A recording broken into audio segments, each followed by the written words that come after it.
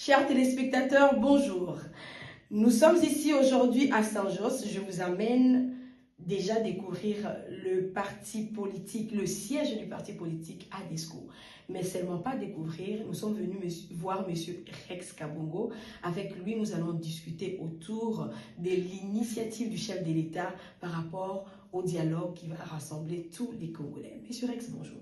Oui, bonjour madame. Comment allez-vous? Je vais très parfaitement. Je voudrais déjà savoir, qu'est-ce que vous pensez de cette initiative du chef de l'État? Exactement. Bon, là, je suis en train de parler tant qu'analyste politique indépendant, bien sûr. Donc, bien que je sois membre de la DESCO, et nous allons quand même aussi défendre, bien sûr, la pensée de notre chef de l'État, parce que notre Constitution nous donne tout Congolais le droit, bien sûr, de discuter sur la question posée par le chef de l'État. Voilà pourquoi je viens quand même vous répondre aussi à votre question.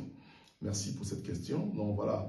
Le chef de l'État, c'est le père de la nation. Quand il a pensé qu'il faut qu'il y ait un dialogue, ce dialogue-là doit être là. C'est déjà prévu. Mais il a ouvert ses champs, bien sûr, à ceux qui réclamaient ces dialogues-là, parce que nous avons eu plusieurs dialogues. Cette fois-ci, il dit, bon, voilà, je vais quand même les écouter pour entendre, pour voir qu'est-ce qu'ils veulent. Mais il y a encore des contenus par rapport à ces dialogues-là que le peuple congolais attend que le chef de l'État puisse les mettre sur table.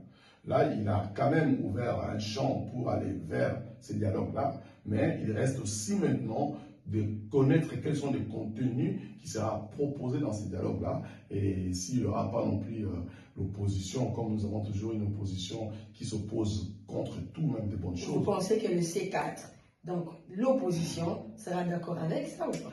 Mais voilà, déjà moi, j'ai commencé déjà à dire, depuis cette histoire d'aventure, le C4, c'est de la maturité politique, hein. Il faut comprendre, il faut dire ça. Et les mêmes personnes qui étaient hier, qui disaient, voilà, président élu, là je parle de M. Fayoulou, président élu, et après président élu, c'était le camp de la patrie, c'était plus le camp de la patrie, ils devaient se mettre ensemble avec Nanga, Kabila, tous les gens qui ne s'attendaient pas hier, et juste pour un intérêt commun, et tous ils se mettent ensemble pour attaquer le chef de l'État. Aujourd'hui, je ne crois pas à tous ces gens-là, ils sont à la Bujumbura, comme vous avez vu dans plusieurs émissions, donc ils sont à la Bujumbura, donc en retournant, ils se sont tous éclaboussés, donc chacun est parti dans son coin. Donc voilà, ça a expliqué automatiquement que c'était un groupe de gens, des aventuriers, si je peux dire, des amateurs politiques. Donc voilà, il n'y a rien de bon. Bon, peut-être que ces gens-là attendent tous, ils sont contents. Bon, moi, je suis en train de dire toujours autrement.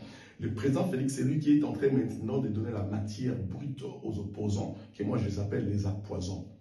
Donc, c'est eux qui sont en train de troubler vraiment la population par rapport à cette situation. Mais nous sommes, nous, peuple congolais, derrière le chef de l'État par rapport à cette idée, cette initiative du dialogue, nous les soutenons. Les appoisons que vous appelez, mais si aujourd'hui ils acceptent de venir à ce dialogue, vous pensez que ça, de là sortira quelque chose de mieux ou ce serait un trompe-l'œil? Moi, je pense que le dialogue que le chef de l'État propose, ce n'est pas le partage du gâteau, comme dit notre VPAM d'information, Patrick Meyer. Donc, ce n'est pas un partage du gâteau. On doit suivre, bien sûr, la direction que le chef de l'État va donner. Ça reste à savoir, comme ce sont des gens qui changent tout le temps leur position, qui ne savent pas ce qu'ils veulent, nous ne savons pas si eux, ils vont accepter, bien sûr, la direction ou l'objectif, ou bien même les éléments que le chef de l'État va proposer au sein de ce dialogue. C'est ça le problème. Ok, nous vous remercions. Aujourd'hui, c'était juste une introduction par rapport à ce que nous allons développer.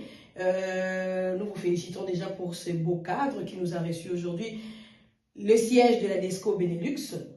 Et donc, chers téléspectateurs, c'était juste vraiment une introduction. Nous reviendrons pour savoir en long et en large qu'est-ce que la DESCO Benelux pense de ce dialogue. Merci. Je ne peux pas non plus, vous ne pouvez pas quand même nous quitter comme ça sans que je puisse dire un petit bonjour à l'autorité morale, bien sûr. Libre à vous. Bien sûr, je salue l'autorité morale, Tony Kakushiko, que j'appelle l'âme de l'avenir congolaise.